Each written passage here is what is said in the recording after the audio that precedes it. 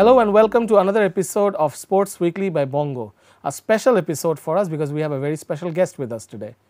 আজকের এপিসোডের শুরু করার আগে আমরা আপনাদেরকে কিছু টপ স্টোরিজ জানাবো ক্রিকেটে, ফুটবলে, পৃথিবীর বিভিন্ন প্রান্তে কি হচ্ছে। এশিয়া কাপ মানে ইন্ডিয়া পাকিস্তান লড়াই, ইন্ডিয়া পাকিস্তান যুদ্ধ। ওদিকে আরেক ঝামেলায় পড়েছে বাংলাদেশের ফুটবল দল। বাংলাদেশের ফুটবল দল ছিল নেপালে যখন গভর্নমেন্ট ফল করে তখন বাংলাদেশ দল ছিল হোটেলে।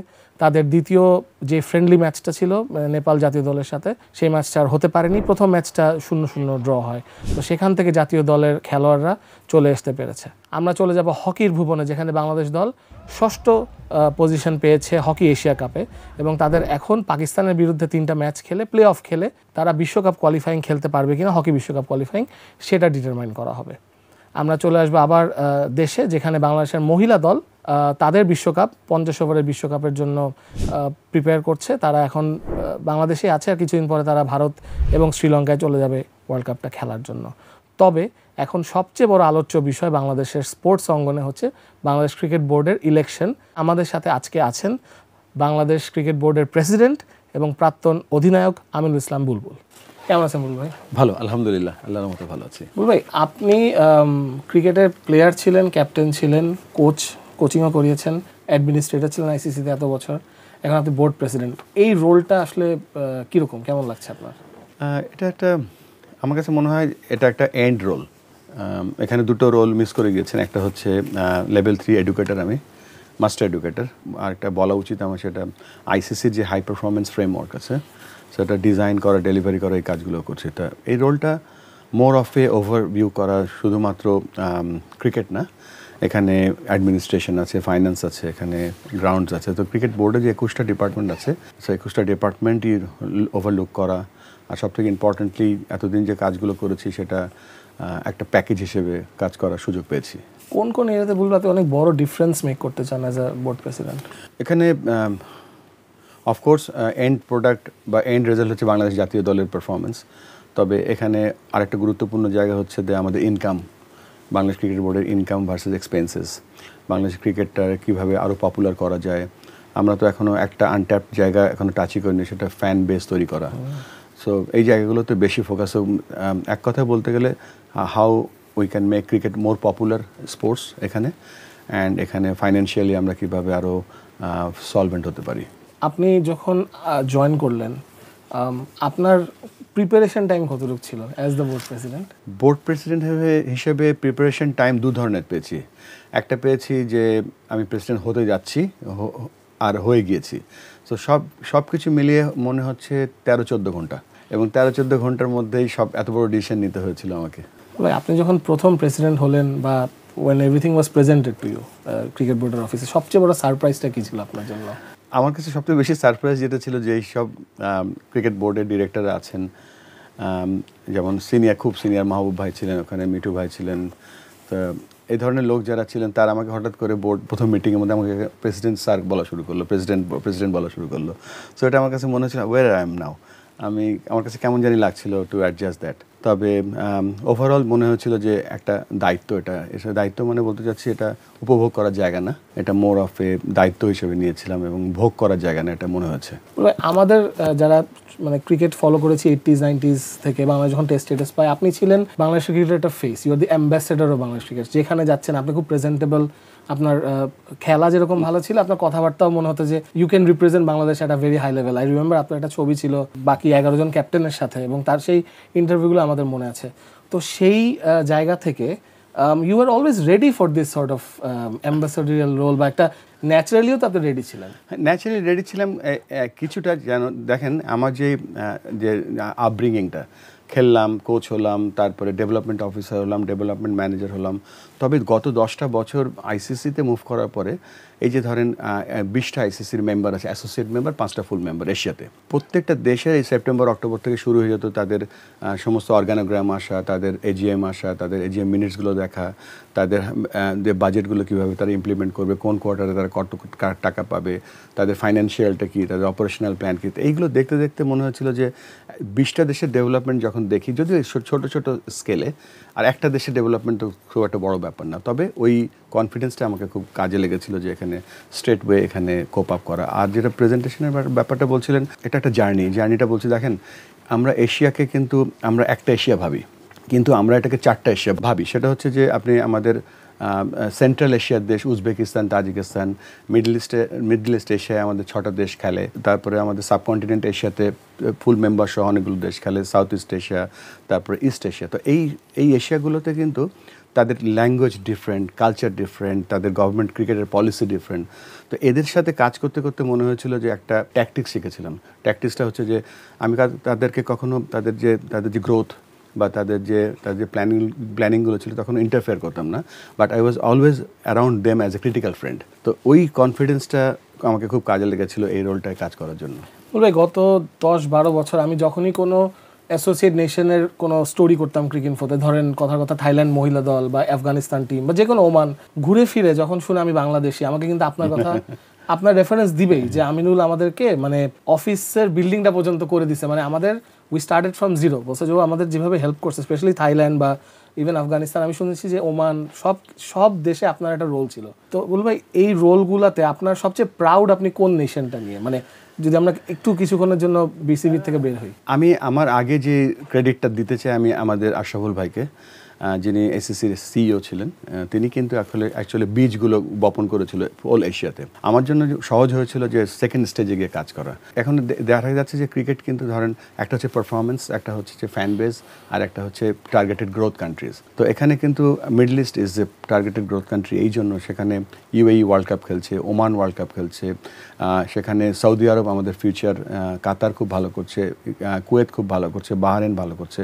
তবে এই সবগুলো দেশের মধ্যে আমরা খুব হোপফুল দুটো দেশ নিয়ে, সেটা হচ্ছে সৌদি আরব এবং কাতার, যারা নাকি তাদের অলিম্পিক অ্যাসোসিয়েশন তারা ক্রিকেট রান করছে। অফকোর্স এখানে মালয়েশিয়া, সিঙ্গাপুরও ভালো করছে। ইনফ্যাক্ট আমাদের এখানে দুটো টায়ার আছে, একটা পারফর্মিং টায়ার বলেছিলাম, আরেকটা হচ্ছে যে আমাদের ফাইন্যান্সিয়ালি আইসিসিকে কীভাবে ভবিষ্যতে হেল্প করতে পারে। সো এই দুটো দিক যদি আপনি দেখেন তাহলে মিডল ইস্ট হচ্ছে আমাদের একমাত্র টার্গেটেড কান্ট্রি এখন।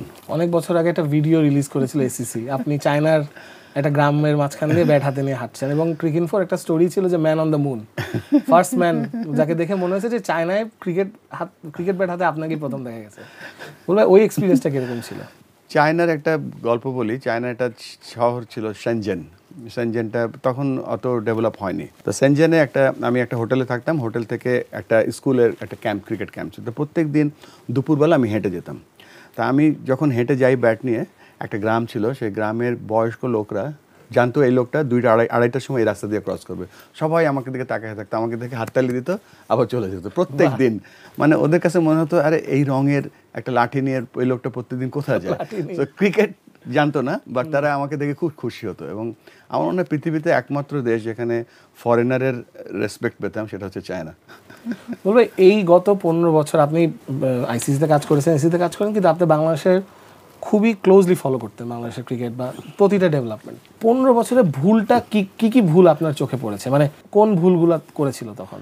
ভুল বলবো না, আমাদের কোনো মানে দিক নির্দেশনা ছিল না যে আমরা এখন এটা ধরেন 2025 টেস্ট স্ট্যাটাস পেয়েছিলাম 2000 সালে। তা 2000 সালে টেস্ট স্ট্যাটাস পাওয়ার পরে 2025-এ আমরা কোথায় থাকতে চাই, এখন 25-এ আছি, 35-এ কোথায় থাকতে চাই, সেটা পৃথিবীর socio economic growth, cricket growth সব কিছু মিলিয়ে আমাদের কারেন্ট স্ট্যাটাস, ওই অ্যানালাইসিসটা আমরা কখনো করিনি।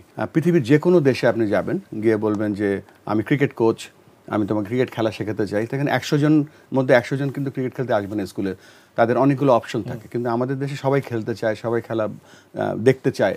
তো এই সুযোগটা নিয়ে আমরা কখনো আমরা চিন্তা করি যে আসলে অ্যাকচুয়াল আমাদের পোটেনশিয়ালটা কী, এবং এই পোটেনশিয়ালটা ব্যবহার করে আমাদের পারফরমেন্স, আমাদের সাস্টেইনেবিলিটি, আমাদের ক্রিকেটের যে একটা স্বপ্ন দেখা, সেটা এখন আমরা করতে পারিনি। তার মানে ইমিডিয়েটলি আমাদের করা উচিত। সেই লক্ষ্যেই কিন্তু ট্রিপল সেঞ্চুরি যে প্রোগ্রামটা আমি লঞ্চ করেছি, সেটা অন্যতম একটা টার্গেট বা স্ট্র্যাটেজিক প্ল্যান বলতে পারেন। ভাই এই যে আপনি যা অবজার্ভ করেছেন এত বছর বাংলাদেশ ক্রিকেট বোর্ডের, এগুলো এখন আপনি দেখছেন নিশ্চয়ই ক্রিকেট বোর্ডে, মানে এটা আপনাকে ডিসঅ্যাপয়েন্ট করে যে এখনো টেনে নিয়ে যেতে হচ্ছে?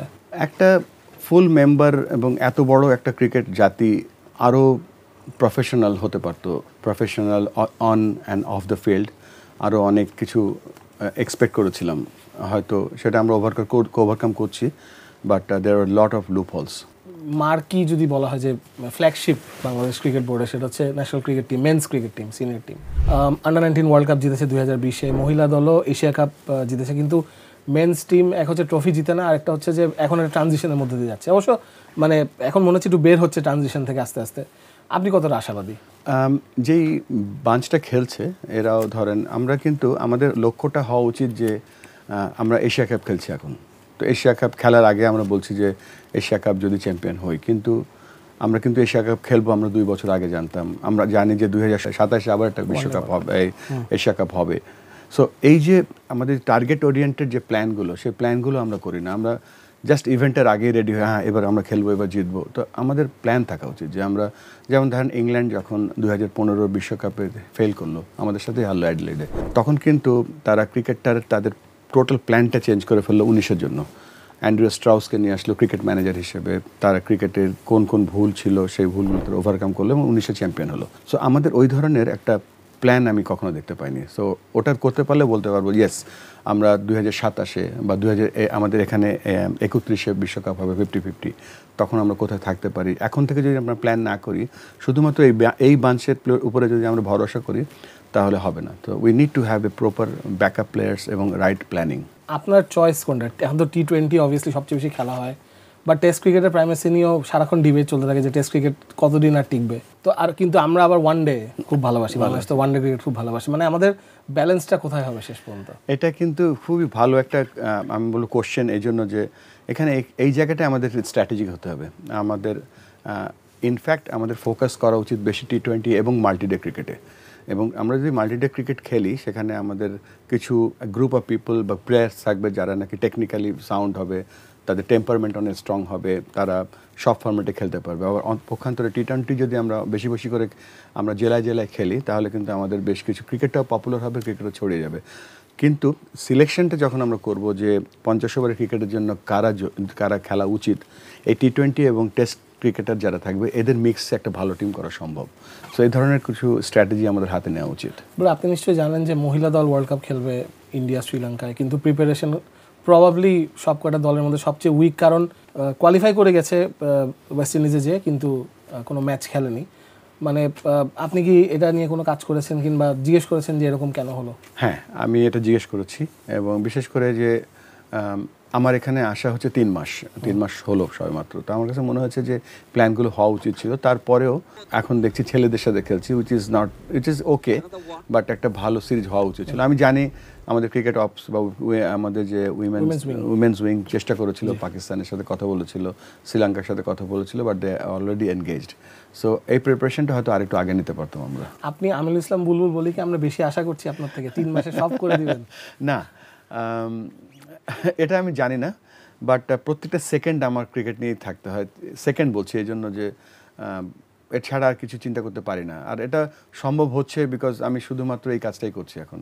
তবে এটা এক্সপেকটেশনটা এত বেশি, রিয়ালিটি আর এক্সপেকটেশনটা ওটা একটু বোঝার চেষ্টা করছি। আমরা শুনতে পাচ্ছি যে আপনি ইলেকশনে পার্টিসিপেট করবেন, বোর্ড ডিরেক্টর। আপনার কি প্ল্যানস, আপনি কি করতে চাচ্ছেন? এটা কন্টিনিউ করার জন্যই নিশ্চয়ই আপনি যে কাজগুলো শুরু করেছেন, ট্রিপল সেঞ্চুরি বা আপনি যে কোচিং যে প্রোগ্রামগুলো আনছেন, নিশ্চয়ই এগুলাকে ধারাবাহিকতা রাখার জন্যই আপনি এটা করতে যাচ্ছেন। অ্যাকচুয়ালি সত্যি কথা বলতে কি, আমি প্রথমে টি-20 ইনিংসে খেলতে এসেছিলাম। সত্যি কথা সেটা ঠিক ছিল যে আমি 3 মাস কাজ করব, তারপর একটা ইলেকশন হবে, ইলেকশনের পরে আমি হয়তো আইসিসিতে আবার ফিরে যাব, বা আইসিসিতে একটা ভালো রোল আছে সেখানে, বা ক্রিকেট অস্ট্রেলিয়াতেও একটা ভালো রোল আছে। যখন এই কাজগুলো শুরু করলাম এবং কাজগুলো যখন দেখছি যে ঘটছে, এবং আমার কাছে মনে হচ্ছে যে এই যে ইনভেস্টমেন্টটা করলাম আমি শুধু না, সবাই মিলে, বোর্ডের এখানে অনেক ইনভেস্টমেন্ট ছিল, তো আমি যদি এই মুহূর্তে এটা ছেড়ে চলে যাই, তাহলে আমার কাছে মনে হয় যে all the hard work will go on vain. So এটা একটা কারণ। আরেকটা কারণ হচ্ছে somehow I loved this role, এবং সেটা দিয়ে আমি বাংলাদেশ ক্রিকেটকে কন্ট্রিবিউট করতে চাই। এবং আবারও বলছি যে এটা ভোগের জায়গা না, এটা মোর দায়িত্বের একটা জায়গা। সো এই দায়িত্বটা দেশের জন্য পালন করতে চাই, এবং সেই লক্ষ্যেই আসলে আমি চিহ্ন করেছি, ইলেকশন করে হোক বা এনএসসির মাধ্যমে আসা হোক, যেভাবে হোক আমি চেষ্টা করব থাকার জন্য, so that I can contribute. বলে আমার লাস্ট প্রশ্ন, আজকে একটা বাচ্চা যদি বাংলাদেশ দলে খেলতে চায়, একটা মেয়ে বা একটা ছেলে বাংলাদেশের যে কোনো অঞ্চল থেকে খেলতে চায়, আপনি তাকে কতটুকু আশা দিবেন যে খেলাটা জয়েন করা উচিত? Very good. এখানে একটা ডেভেলপমেন্ট প্ল্যান করেছি। এটা হয়তো এই নেক্সট ফেজে হয়তো রিলিজ করব। দেখেন এই যে আজকে যে এই যে মোবাইলের যুগে বা আইসিটি মুভমেন্টে কিন্তু আমরা সাধারণত করি ডিরেক্ট ডেভেলপমেন্টটা হচ্ছে যে খেলবে, শিখবে, লিগ খেলবে, যেটা একটা বাচ্চা হতে পারে। তো সেই জায়গাটায় একটা স্কোপ থাকে মাত্র। তো আমরা যেটা করব তারপরে আরও দুটো জায়গা যেখানে ডেভেলপমেন্ট 2.0 বলা যায়। সো আমরা করব কি এই যে এনজিওগুলো আছে, তারপরে ধরেন মিনিস্ট্রি, অন্যান্য গভর্নমেন্টের ডিপার্টমেন্টগুলো আছে, তাদের বা কর্পোরেটগুলো আছে, তাদের সাথে লিঙ্ক করব আমরা কি ডেভেলপমেন্টটা। আর last and most important development যেটা গ্রাসরুট ডেভেলপমেন্টটা হচ্ছে যে আমাদের দেশে কিন্তু শত শত একাডেমি আছে। তো এই একাডেমিগুলোকে আমরা কীভাবে সাহায্য করতে পারি, তাদের কোচদেরকে ডেভেলপ করতে পারি, তাদের ফেসিলিটি একটু ডেভেলপ করে দিতে পারি, তাদের মধ্যে একটু কম্পিটিশনের ব্যবস্থা করতে পারি। এই যে ডিরেক্ট ডেভেলপমেন্ট, নেটওয়ার্ক ডেভেলপমেন্ট এবং এই গ্রাসরুট ডেভেলপমেন্ট, এগুলো যখন দাঁড়িয়ে যাবে তখন একটা ছেলে বা একটা মেয়ে যখন দেখবে যে কোনো জায়গা থেকে সে উঠে আসতে পারবে, তার জন্য একটা ক্লিয়ার পাথ হয়ে করার চেষ্টা করব এবং ইনশাল্লাহ সেটা এস্টাবলিশ করব। থ্যাংক ইউ বুলবুল ভাই আমাদের শো স্পোর্টস উইকলি বাই বঙ্গতে আসার জন্য। ধন্যবাদ আপনাকে, থ্যাংক ইউ। ভিউয়ার্স, আমাদের আজকের শো এতটুকুই। আমাদের সাথে ছিল আমিনুল ইসলাম বুলবুল, ফর্মার বাংলাদেশ ক্যাপ্টেন এবং current Bangladesh cricket board president. আপনারা এই শোটা প্রতি রবিবার রাত 9টায় দেখতে পাবেন এবং এটা বঙ্গর ওয়েবসাইটে এবং বিভিন্ন সোশ্যাল মিডিয়া প্ল্যাটফর্মে। Until next time, thank you.